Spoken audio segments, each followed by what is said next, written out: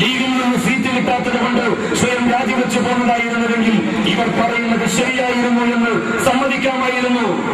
ഇവർ പുറത്താക്കിയപ്പോ ഞാൻ എന്ത് ചെയ്യണമായിരുന്നുവെന്നാണ് ഇവർ പറയുന്നത്. എന്റെ വീട്ടിൽ ഞാൻ ചടഞ്ഞിരിക്കണമായിരുന്നുവെന്നോ?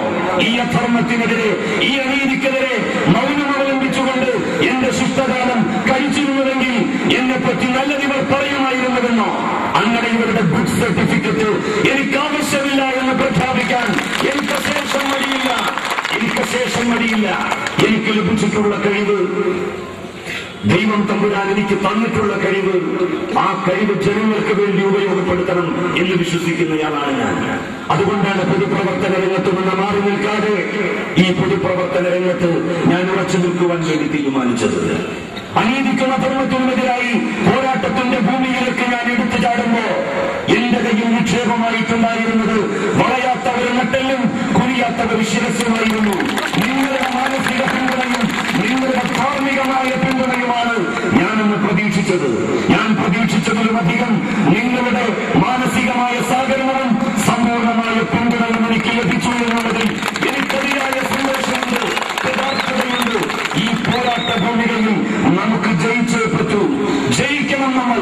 അതിനുവേണ്ടി നിങ്ങൾ ഓരോരുത്തരും പ്രയത്നിക്കണം എന്നാണ് എനിക്ക് പറയുവാനുള്ളത്. എന്റെ കാസറ്റുകൾ ഇപ്പോ എല്ലാ ഭാഗങ്ങളിലും ഇവർ കേൾപ്പിച്ചുകൊണ്ടിരിക്കുകയാണ്. മാർക്സിസ്റ്റ് പാർട്ടിയെ ഞാൻ വിമർശിച്ചിട്ടുണ്ട്, ഇല്ല എന്ന് ഞാൻ പറയുന്നില്ലല്ലോ. മുസ്ലിം ലീഗിൽ ഞാൻ അംഗമായിരുന്നപ്പോ കുഞ്ഞാലിക്കുട്ടിയെ വിജയിപ്പിക്കണം എന്ന് ഞാൻ പറഞ്ഞിട്ടുണ്ട്, ഞാൻ നിഷേധിക്കുന്നില്ലല്ലോ. പക്ഷേ സാഹചര്യങ്ങൾ മാറിയില്ലേ? 94-ലെ ഒരു പുതിയ വെളിപ്പെടുത്തലോടുകൂടി കേരളത്തിന്റെ രാഷ്ട്രീയ ചിത്രം മുഴുവൻ മാറിയില്ലേ?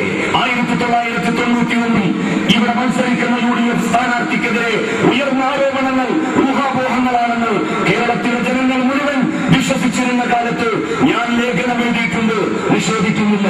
99-ലാണത്, 2004-ലാണ് പുതിയ വെളിപ്പെടുത്തലുണ്ടായതും കേരളീയ സമൂഹം അത് സംബന്ധമായി ചില വസ്തുതകളുണ്ട് എന്ന് വിശ്വസിച്ചു തുടങ്ങിയതും. അതിനുശേഷം ആ വെളിപ്പെടുത്തലിന് ശേഷം ഞാൻ എന്തെങ്കിലും ന്യായീകരിച്ച് പ്രസംഗിക്കുകയോ എഴുതുകയോ ചെയ്തിട്ടുണ്ട് എന്ന് തെളിയിക്കാൻ തയ്യാറായാൽ എന്റെ സ്ഥാനാർത്ഥിത്വം പിൻവലിച്ചുകൊണ്ട് പ്രവർത്തിക്കാൻ വേണ്ടിയിരിക്കമാണ്. തയ്യാറുണ്ടോ നിങ്ങൾ? കഴിയുമോ നിങ്ങൾക്ക്? ഇവരൊക്കെ ചെയ്ത പ്രവർത്തനത്തിന്റെ പഴയ ഫോട്ടോസ്റ്റാറ്റുകൾ ഈ രാജ്യത്ത് വിതരണം ചെയ്താൽ കുടുംബയോഗങ്ങളിൽ പങ്കെടുക്കാൻ ഇവർക്ക് കഴിയില്ല എന്ന ഞങ്ങളെ കൊണ്ടതൊന്നും ചെയ്യിക്കരുത് എന്ന് മാത്രമേ എനിക്ക് പറയുവാനുള്ളൂ. ഒരു സ്ഥാനാർത്ഥി എന്നുള്ള നിലയിൽ ഇങ്ങനെ വൈകാരികമായി പ്രസംഗിക്കുന്നത് ശരിയല്ല എന്ന് എനിക്കറിയാം. പക്ഷേ ആരോപണങ്ങളും ആക്ഷേപങ്ങളും എനിക്കെതിരെ കുന്തമുനകളായി എഴുതുവിടുമ്പോ ഇരിക്കാനുള്ള ശേഷി അവിടെയും സടകുടം എഴുന്നേൽക്കുകയാണ്. എന്നെ പ്രതിരോധിക്കുവാനുള്ള ശേഷി അവിടെയും സടകുടം എഴുന്നേൽക്കുകയാണ്. പ്രിയപ്പെട്ടവരെ, ഞാൻ തെറ്റ് ചെയ്തിട്ടില്ല. തെറ്റ് ചെയ്തില്ല എന്ന തെറ്റല്ലാതെ മറ്റൊരു തെറ്റും ഞാൻ ചെയ്തിട്ടില്ല. അതിന്റെ പേരിലാണ് ഞാൻ പുറത്താക്കപ്പെട്ടതും ഞാൻ ബഹിഷ്കൃതമാക്കപ്പെട്ടതും. ഈ പോരാട്ട ഭൂമികയിൽ കോടികൾ ഒഴുക്കി ഇവർ എന്റെ കൂടെ നിൽക്കുന്നവരെ, ഞങ്ങളുടെ കൂടെ നിൽക്കുന്നവരെ പിന്തിരിപ്പിക്കുവാൻ വേണ്ടി ശ്രമിക്കുന്നു.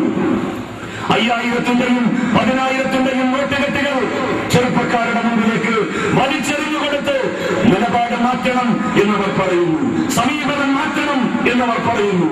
ഏറ്റവും ചുരുങ്ങിയത് ജലീലിന് വേണ്ടി പ്രവർത്തിക്കാതിരിക്കുകയെങ്കിലും വേണം എന്നവർ ആവശ്യപ്പെടുന്നു. ഈ കോടികൾക്ക് ഈ നാട്ടിലെ ജനങ്ങളുടെ മനസ്സ് മാറ്റാൻ ആവില്ല കൂട്ടരെ.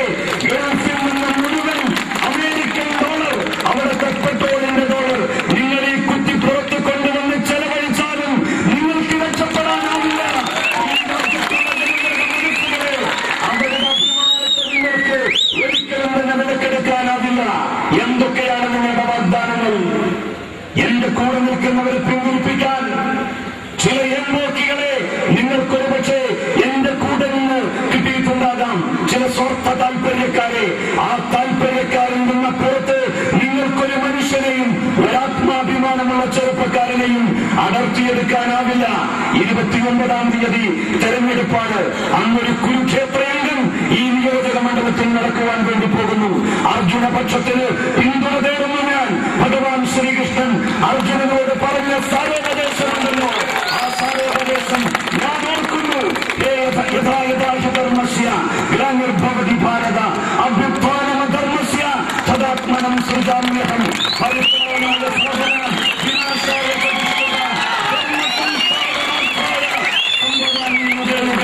ധർമ്മത്തിന്റെ സംസ്ഥാപനത്തിന് വേണ്ടി, സത്യത്തിന്റെ പുലർച്ചയ്ക്ക് വേണ്ടി, നീതിയുടെ പൊൻപുലരിക്ക് വേണ്ടി നിങ്ങൾ അടർക്കളത്തിൽ പോരാടിക്കൊണ്ടേയിരിക്കുക. വിജയം തീർച്ചയായും നിങ്ങളുടെ ഭാഗത്തായിരിക്കുമെന്ന ഭഗവാൻ ശ്രീകൃഷ്ണന്റെ ഉപദേശമുണ്ടല്ലോ. ആ ഉപദേശം ഈ നാട്ടിലെ ജനങ്ങളെ ഞാൻ ഓർമ്മപ്പെടുത്തുകയാണ്. നിങ്ങൾ ഒരിക്കലും തളരരുത്. ഈ പോരാട്ടത്തിൽ നമ്മൾ തളർന്നു പോയാൽ, നമ്മൾ കാഞ്ഞിടറി വീണുപോയാൽ ധർമ്മമായിരിക്കും അതിലൂടെ മരിക്കുക, നീതിയായിരിക്കും അതിലൂടെ എന്നേക്കുമായി കശാപ്പ് ചെയ്യപ്പെടുക. വിശുദ്ധ ഖുർആൻ പറഞ്ഞല്ലോ,